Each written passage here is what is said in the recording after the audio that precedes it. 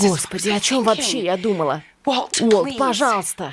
Нам обоим пора перестать искать всему этому оправдание и признать, что ты в опасности.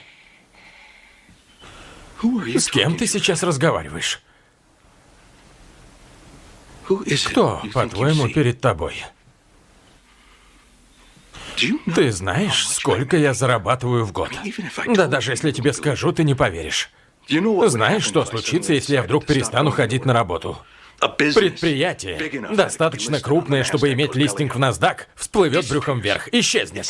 Оно не сможет существовать без меня. Нет, ты определенно не представляешь, с кем разговариваешь, так что позволь тебя просветить. Я не в опасности, Скайлер. Я и есть опасность. Парень открыл дверь, и его застрелили, и ты подумала, что со мной случится то же самое? Нет. Это я стучу в двери.